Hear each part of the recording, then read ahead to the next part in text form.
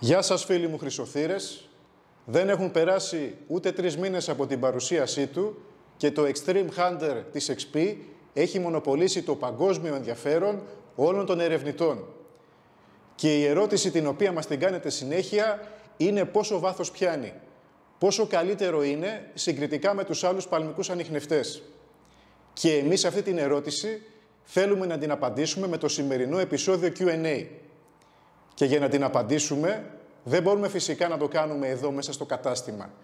Έτσι, επισκεφθήκαμε ένα από τα πιο γνωστά δοκιμαστήρια για ανιχνευτές μετάλλων, το οποίο βρίσκεται στη Βόρεια Ελλάδα. Αλλά δεν αφήσαμε τίποτα στην τύχη. Για το δοκιμαστήριο επιλέξαμε σαν ξεναγό μας ένα παλιό μου πελάτη, έναν έμπειρο ερευνητή από τη Λάρισα, ο οποίος είναι πιθανώς ο καλύτερος χειριστής παλμικών ανιχνευτών στην Ελλάδα. Συνεχίζουμε λοιπόν στο δοκιμαστήριο, όπου θα δούμε τις απίστευτες ικανότητες που προσφέρει αυτό το εργαλείο και μετά θα έρθουμε πάλι εδώ στο κατάστημα.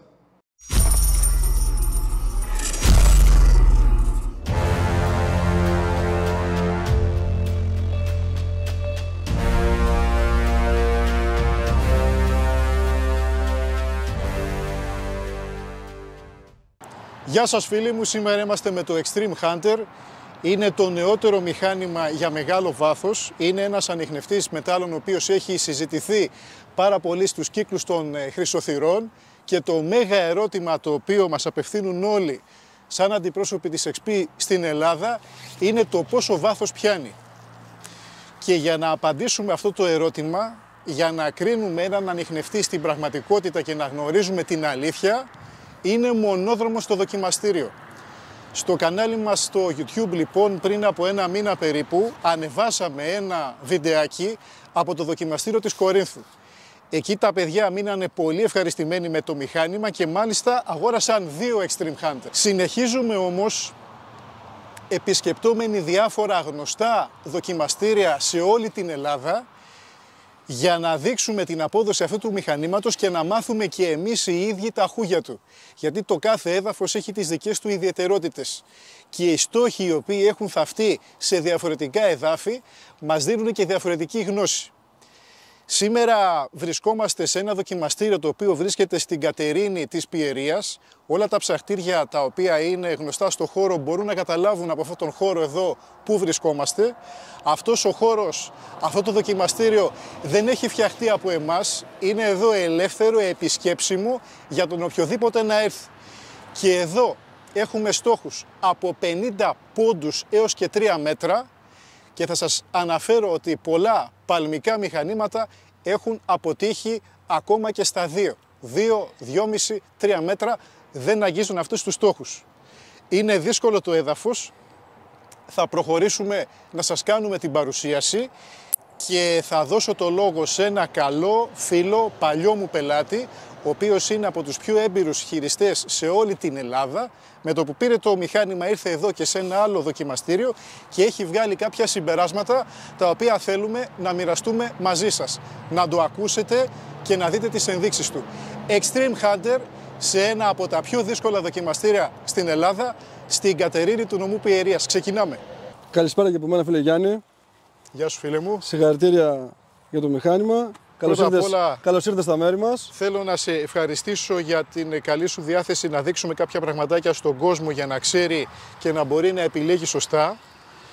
Σέβομαι βέβαια και αυτό το οποίο που μου έχεις ζητήσει. Να μην φαίνεται το πρόσωπό μου, δεν θα ήθελα. Αυτό. Δεν χρειάζεται. Δεν η ουσία είναι το μηχάνημα, όχι εγώ. Αυτό. Η ουσία λοιπόν είναι το μηχάνημα. Λοιπόν, θα προχωρήσουμε και θα κάνουμε ένα πέρασμα σε στόχους από 50 πόντους έως και 3 μέτρα. Λοιπόν, να ενημερώσω λίγο τους φίλους χρυσοθύρες που βλέπουν αυτή τη στιγμή, θα δουν το βίντεο, ότι είναι ένα πολύ καλό δοκιμαστήριο εδώ πέρα. Έχουν μπει στόχοι το ίδιο υλικό, το ίδιο μέγεθος σε διαφορετικά βάθη.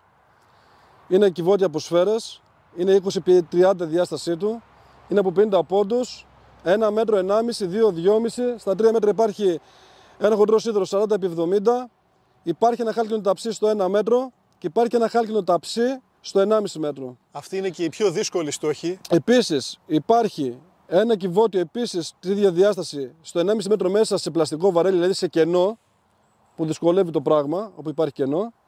υπάρχει ένα κιούπι με νομίσματα πύληνο στο 1 μέτρο, που ξέρουμε πολύ καλά τα κιούπ ποια είναι τα πιο δύσκολα από όλα στην έρευνα να ανιχνευτούν και όχι 1 μέτρο. Το κιούπι έχει τέτοια διάσταση, είναι μια μπαλίτσα. Το Extreme είναι ένα παλαιμικό μηχάνημα ανιχνευτής, παλαιμικής υπαγωγής. Είναι κατασκευασμένος για να πιάνει μεγάλα αντικείμενα, μεγαλύτερο από τη γροθιά όπως έχει αναφέρει ο Γιάννης σε άλλα βίντεο. Ισχύει αυτό, να αποφεύγουμε επιφανειακούς στόχους και να πάρουμε κάτι βαθύ. Το δοκιμαστήριο αυτό έχει μια ιδιαιτερότητα, είναι καθαρό, αλλά η ομική αντίσταση του εδάφους είναι πολύ μεγάλη. Τι σημαίνει αυτό? Δηλαδή, το ίδιο αντικείμενο που θα το πιάσουμε εδώ πέρα στο 1 μέτρο, το ίδιο αντικείμενο σε άλλο έδαφος μπορεί να το πιάσουμε και στο διπλάσιο, αν όχι στο διπλάσιο σίγουρα ένα 50% απάνω. Επίσης, αυτό είναι επιβεβαιωμένο. Σήμερα έχουμε και την επιφανειακή υγρασία, η οποία δυσκολεύει ακόμα περισσότερο τη δοκιμή. Η υγρασία είναι κάτι δεδομένο στον χώρο των ερευνητών. Όταν υπάρχει επιφανειακή υγρασία, υπάρχει ένα πρόβλημα γενικά στη διείσδυση. Χάνουμε ένα βάθος. Αυτό είναι δεδομένο. Κάποια πράγματα που είναι δεδομένα πρέπει να τα γνωρίζουμε εξ αρχής. Μην περιμένουμε να κάνουμε θαύματα ή να περιμένουμε τα μέγιστα όταν δεν ευνοούν και οι συνθήκες. Πρέπει όλα να είναι ευνοϊκά για να έχουμε τα ανάλογα αποτελέσματα, έτσι, Ακριβώς. και τα επιθυμητά.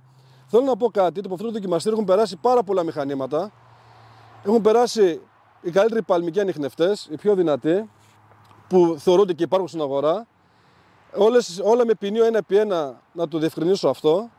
Και όλα με τέρμα ευαισθησία, τέρμα ταγκάζια, να το πω έτσι απλά, έχουν πιάσει μέχρι το 1,5 μέτρο. Από εκεί και μετά δεν έπιανε τίποτα παραπάνω. Και υπάρχει ο στόχος στο κυβότιο στα 2, Είναι στα 2, στα 2,5 ναι, κτλ. Ωραία. Με το συγκεκριμένο το μηχάνημα θα δουλέψουμε με ανοιγμένη ευαισθησία, αλλά αυτό έχει μια ιδιαιτερότητα πάλι το μηχάνημα, ότι με όλη την ευαισθησία το μηχάνημα δουλεύει με ηρεμία. Κάτι το οποίο δεν μπορεί να δουλέψει ένα παλμικό, ένα τελάρο, γιατί αν πάμε με τέρμα την ευαισθησία δεν μπορούμε να περπατήσουμε. Είναι μόνο για να κάνουμε επίδειξη, για τίποτα άλλο. Μια δοκιμή μερικών μέτρων. Ναι, όχι... το θέμα είναι να μπορούμε να δουλέψουμε. Πορεία, όχι έρευνα. Να ψάξουμε. Η ιδιαιτερότητα που έχει αυτό το συγκεκριμένο μηχάνημα, σύγκριση με ένα τελάρο που χρειάζεται τουλάχιστον 2 άτομα για να δουλέψει, μπορεί να δουλέψει από ένα άτομο από μόνο του, μπορεί να μπει σε κλειστά μέρη, να δουλέψει στατικά. Έχει τη δυνατότητα να διαχωρίσει στόχο με στόχο, γιατί σε ένα τετραγωνικό, 1,5 τετραγωνικό, αν υπάρχουν 3 στόχοι, ένα παλμικό, ένα τελάρο, ας πούμε, θα το κάνει ένα. Ακριβώς. Αυτό έχει τη δυνατότητα να διαχωρίζει, στόχο με στόχο δηλαδή, και έχει τη δυνατότητα να κάνει και ένα μερικό διαχωρισμό που είναι πάρα πολύ σημαντικό. Μέχρι 50-60 πόντους, αν υπάρχει κάτι το οποίο είναι ένα ίνι, ένα πέταλο παλιό.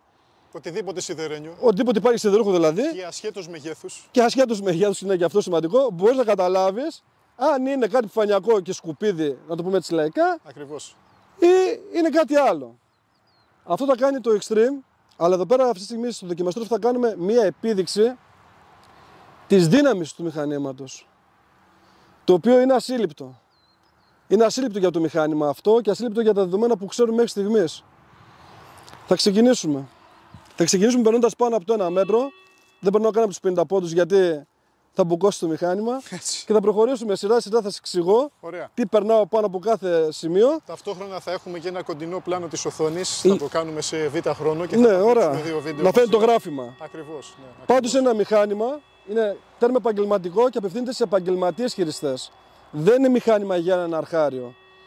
Μπορεί να γίνει για έναν αρχάριο αν ασχοληθεί με το μηχάνημα, αφιερώσει χρόνο. Όχι τον τρελό, αλλά πρέπει να αφιερώσει. Αλλά για ένα επιχειριστή θα μπορεί να καταλάβει πώς δουλεύει και πώς συμπεριφέρεται μέσα σε 1 ώρα. Ωραία. Πάντα σε ελεγχόμενο χώρο. Θέλω να κάνω μια σημείωση για όσους αγοράζουν μηχανήματα.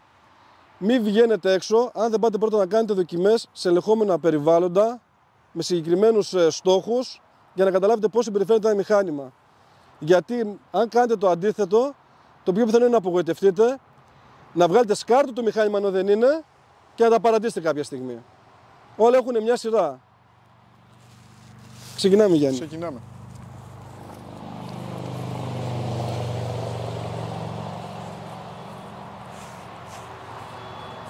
Λοιπόν, πάνω από κάθε στόχο υπάρχει μια πέτρα βαμμένη κόκκινα να καταλαβαίνουμε πού είναι ο στόχος. Να το δείξουμε αυτό εδώ.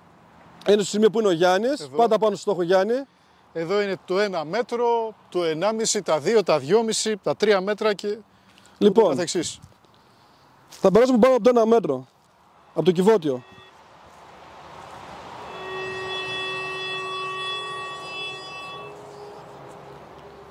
Το πιάνει ξεκάθαρα. Θα συνεχίσουμε στο 1,5 μέτρο που, όπως σας προανέφερα, ο καλύτερος παλμικός ανιχνευτής ή μάλλον αυτοί που θέλουν δυνατοί σταματάνε μέχρι στο σημείο που θα περάσουμε τώρα. Δηλαδή το κυβότι που είναι στα 2 μέτρα δεν το έχει πιάσει κανένα. Πάμε τώρα για το 1,5 μέτρο.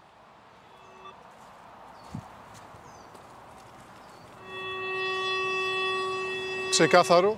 Το πιάνει και αυτό επίσης ξεκάθαρα, δυνατά.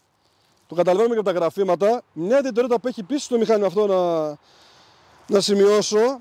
Από το γράφημα της οθόνης καταλαβαίνεις πόσο μεγάλο είναι το αντικείμενο ή πόσο βαθύ, αλλά αυτό το καταλαβαίνεις εμπειρικά. Και επίσης μπορείς να καταλάβεις και αν αυτό που χτυπάει είναι κάποιο μετάλλευμα ή μεταλλικότητα εδάφους. Πράγμα που δεν μπορεί να το κάνει ένα τελάρο άλλο ή ένας παλμικός ανιχνευτής. Προχωράμε τώρα στα 2 μέτρα στο κυβότιο.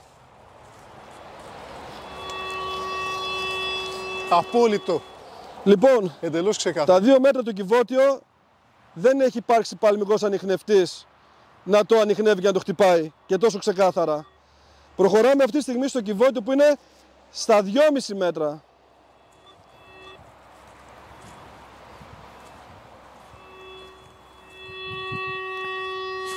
Εδώ είναι. Τέλειο. Τέλειο. Και στα 2,5 μέτρα, όπως βλέπετε, το πιάνει πεντακάθαρα. 2,5 μέτρα είναι κάπου, το βάθος είναι και λίγο ασύλληπτο για αυτό που συμβαίνει. Για αυτούς που γνωρίζουν το δοκιμαστήριο εδώ πέρα στην Πιερία, στην Κατερίνη, γνωρίζουν πολύ καλά τι συμβαίνει, γνωρίζουν τον βαθμό δυσκολίας και αυτό που γίνεται αυτή τη στιγμή εδώ πέρα, επίδειξη, μπορεί να γίνει να πάει ώρα και στιγμή για ποιον έχει αμφιβολίες.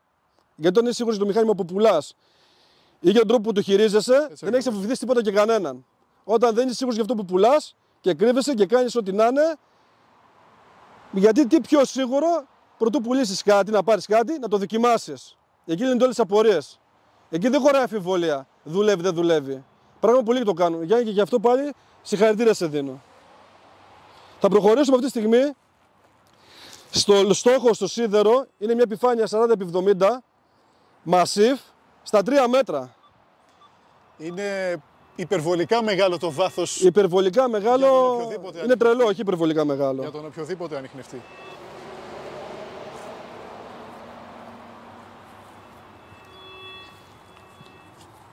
Εδώ το έχουμε. Και εδώ το πήρε. Θα επαναλάβουμε ακόμα μία σάρωση από πάνω. Δεν ξέρω άμα το ακούτε. Πώς ακούγεται το πιάσιμο.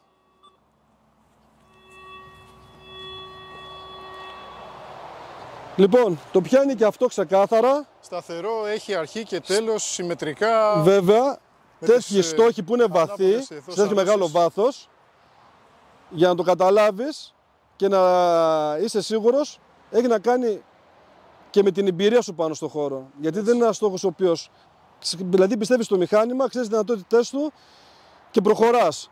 Δεν είναι κάτι απλό, είναι κάτι δύσκολο και θα το ξαναπεράσουμε πάλι. Θα το περάσουμε λίγο πιο χαμηλά για να το πάρουμε ακόμα πιο έντονα να το ακούσετε. Μηδενίζουμε. Μηδενίζουμε πάντα και το ακούμε ξεκάθαρα πλέον. Έχει αρχή και τέλος, το οποίο συμπίπτει και οριζόντια και κάθετα και χιαστή και όπως όταν Γιάννη είναι ένας στόχος υπαρκτός, ένα αντικείμενο υπαρκτό στο έδαφος, όσες φορές και να το περάσουμε, θα υφίσταται, θα μας δίνει σήμα. Και έτσι ξεκαθαρίζει και το θέμα. Βέβαια, πολλά πράγματα μέσα στο υπέδαφος, επειδή η φύση είναι πολύ περίεργη, δεν μπορούμε να είμαστε ποτέ απόλυτα σίγουροι, αλλά το ένα μηχάνημα είναι συμπληρώνει το άλλο. Και γνωρίζοντας καλά το μηχάνημά μας και τον πιστευόμαστε, μπορούμε να προχωρήσουμε. Γιατί για να πας να σκάψεις 3 μέτρα για να βγάλεις, ας πούμε, ένα μπαούλο, ένα κυβότιο, τι μπορεί να είναι αυτό, ναι, πρέπει να είσαι και έμπειρος χειριστής και να πιστεύεις το μηχάνημά σου. Και εδώ μετά η συνέχεια είναι πιο θεαματική ακόμα, γιατί μιλάμε για κάποιους υπεραγώγημους στόχους. Είναι χαλκός, είναι ταψί στο 1 μέτρο και στο 1,5. Είναι ταψί στο 1 μέτρο, είναι χάλκινο. Το οποίο ξέρουμε ότι ο χαλκός είναι μεταλλοευγενές. Έχουμε δει τους παλμικούς ανιχνευτές να γονατίσουν και να μην χτυπάνε καθόλου εδώ ακόμα, έτσι. Ή να μπουκώνουν, ή να... πάντως να μην δουλεύουν. Το θέμα είναι ποιο. Να μην σου δίνει κάτι ξεκάθαρο, δηλαδή να περνάς και να το πρόσεξε, Γιάννη. Το ταψί που είναι στο 1 μέτρο, πάντα μιλάμε και με παλμικούς ανιχνευτές τώρα απευθυνόμαστε, ναι, όχι για VLF. Στο 1 μέτρο, με τέρματα γκάζια τους, με τέρματα ευαισθησία δηλαδή, και χωρίς φίλτρα, ναι, το πιάνουνε. Ναι. Το δένταψι που είναι στον 1,5 που θα πάμε παρακάτω, Δεν το έχει αγγίξει κανείς. περνάνε από πάνω και δεν γίνεται τίποτα. Δεν το έχει αγγίξει κανείς. Λοιπόν, πάμε για το 1 μέτρο του ταψί.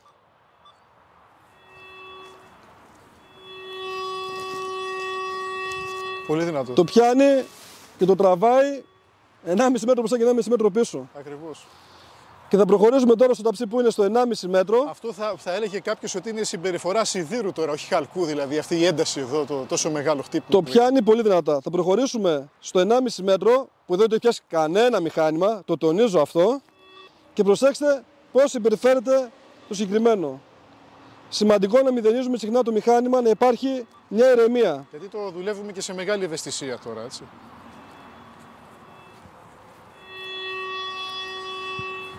Λοιπόν, και το 1,5 μέτρο. Λαϊκά ότι σκοτώνει, έτσι, σκοτώνει. Γιάννη, αυτό που συμβαίνει στο μηχάνημα αυτό δεν έχει υπάρξει δεύτερο. Ναι, είναι απίστευτο. Ό,τι γνωρίζουμε για τα toolbox στην αγορά μέχρι τα προηγούμενα χρόνια τα καταρρίπτει όλα. Δεν ισχύει τίποτα. Τα καταρρίπτει όλα. Και τα προηγούμενα του box δεν ήταν αξιόπιστα, δεν είχαν αυτά τα βάθη, δεν είχαν αυτή τη σταθερότητα. Δεν είχε τίποτα από όλα αυτά που λέμε που έχει το μηχάνημα αυτό. Και γι' αυτό και τα παλμικά με τα τελάρα μέχρι στιγμής είχαν κατακλείσει και την αγορά και ήταν ο μονόδρομος, έτσι. Ναι. Αλλά μετά από το extreme ανατρέπεται όλο αυτό το σκηνικό, όλη η αγορά. Ανατρέπεται τα πάντα. Πρώτα απ' όλα λέμε: ένα τελάρο θέλει 2 άτομα. Ναι, μεν θα φας μεγαλύτερη έκταση Έτσι. σε ένα χύψη χρόνο, εύλογο. Με αυτό μπορεί να φας μικρότερη έκταση, αλλά έχει χιλιάδες άλλα πλεονεκτήματα. Είναι το μόνο μειονέκτημα που έχει. Δηλαδή δεν μπορεί να φας πολλά τετραγωνικά σε ένα χύψη χρόνο. Μπορείς να δουλεύεις μόνος σου, μπορείς να δουλεύεις μόνος σου. Μπορείς να δουλεύεις σε κλειστά περάσματα, να δουλεύεις στατικά. Μια άλλη ιδιαιτερότητα που έχει το μηχάνημα αυτό, μπορεί η ίδια κονσόλα να μπει στο δίσκο στο Deus. Το οποίο ο Deus αυτομάτως γίνεται και VLF, έχεις από δίπλα και ένα VLF. Μπορείς να επαληθεύσεις το στόχο σου ή μέσα στο σκάμα να δουλεύεις με το δίσκο του Deus. Μπράβο, να τη συνδυάσεις δηλαδή. Ακριβώς. Έχεις 2 εργαλεία σε ένα στην ουσία. Ακριβώς. Το τι είναι εκεί που βρίσκεται υπάρχει 20 μέτρα, άλλο πάλι και αυτό. Σαν δίσκος, ναι. Σαν δίσκος. Χίλια καλά. Τώρα θα περάσουμε πάνω από ένα κιουπάκι, το οποίο είναι στο 1 μέτρο, πύληνο. Είναι στο μέγεθος αυτό ακριβώς εδώ πέρα. Όσο είναι εδώ πέρα η γροθιά μου. Καταλαβαίνετε αυτοί που είναι στο χώρο ότι τα κιούπια είναι οι πιο δύσκολοι στόχοι που υπάρχουν και οι καλύτερες είναι. Και λόγω κεραμικού και λόγω μικρού μεγέθους. Και... Λοιπόν, είναι οι πιο δύσκολοι. Θα δούμε τώρα πώς στο 1 μέτρο το συγκεκριμένο το παίρνει το κιουπάκι, το χτυπάει. Το δούμε. Το οποίο είναι φοβερό. Και μετά το κιουπάκι θα περάσουμε πάνω από το ίδιο κυβότιο, από ένα κυβότιο το οποίο είναι μέσα στο 1,5 μέτρο, μέσα σε βαρέλι, μέσα σε κενό.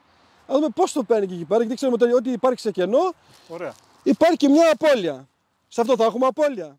Και το σημάδι εδώ δεν είναι κόκκινο, είναι αυτή εδώ η πέτρα. Όπως βλέπετε. Το κουπάκι είναι εδώ. Και σε τι βάθος είπαμε είμαστε? Εδώ πέρα υπάρχει το κιούπι, ναι. Είναι στο 1 μέτρο βάθος. Μέσα έχει χάλκινα νομίσματα. Τι είναι? 5 λεπτά, 2 λεπτά. Λοιπόν, σφραγισμένο το κιούπι. Ναι, ναι. Όπως θα ήταν και στην πραγματικότητα. Αλλά ακριβώς. το κιούπι όμως αυτό το συγκεκριμένο που είναι βάλμένο μέσα είναι παλιό κιούπι, για όσους καταλαβαίνουν. Ναι. Έχει δηλαδή μέσα μετάλλευμα. Ναι. Να επιθυμίσω ότι κεραμικά τέτοια δεν τα έχουμε το συγκεκριμένο πρόβλημα. Έχει γίνει δοκιμή πρωτού το βάλουμε χωρίς τα κέρματα και έγινε και δοκιμή Ωραία. με τα κέρματα για να είμαστε βέβαιοι ότι κάνουμε. Ωραία. Εντάξει. Λοιπόν, το κιούπι είναι στο 1 μέτρο βάθος. Προσέξτε.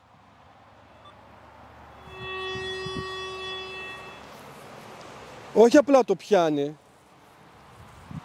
Όχι απλά το πιάνει καθαρά. Πραγματικά εγώ είμαι άφωνος. Πιο καθαρά δεν γίνεται. Ξανακάνουμε ένα πέρασμα πάλι.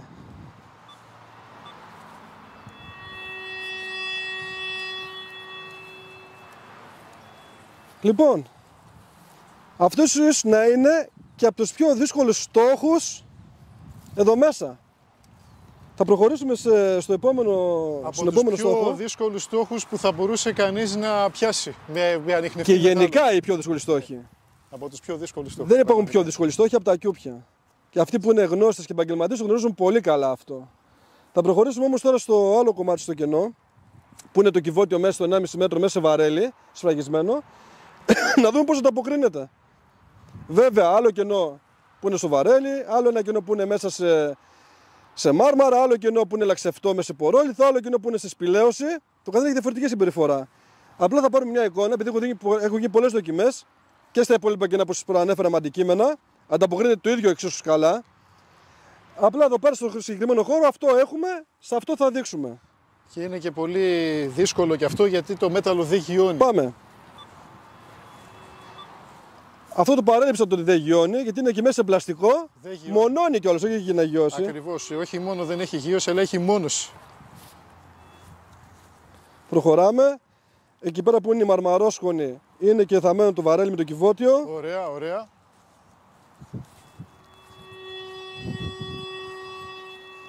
Και το πράγμα τελειώνει εδώ. Και να σημειώσω ότι κάθε φορά που στρίβουμε για να έρθουμε να κάνουμε την επαλήθευση πρέπει να μηδενίσουμε πάλι. Κοίτα, το μηδένισμα στο μηχάνημα αυτό πρέπει να είναι συνεχόμενο. Συνέχεια. Αναλόγως το βλέπεις και από το γράφημα να υπάρχει στο μηχάνημα μια σχετική ηρεμία και μια σχετική εγρήγορση. Δηλαδή να είναι στο ρελαντί που λέμε, Ναι, έτσι χωριάτικα. Στις οδηγίες χειρισμού, ναι. Λοιπόν, έχει λεπτομέρειες στο μηχάνημα. Έχει τα μυστικά του. Μυστικά τα οποία δεν είναι όμως τα γράμματα. Σε αυτούς που θα τα αποκτήσουν θα δοθούν απλόχερα και θα εκπλαγούν. Θα ξανακάνουμε ακόμα ένα πέρασμα.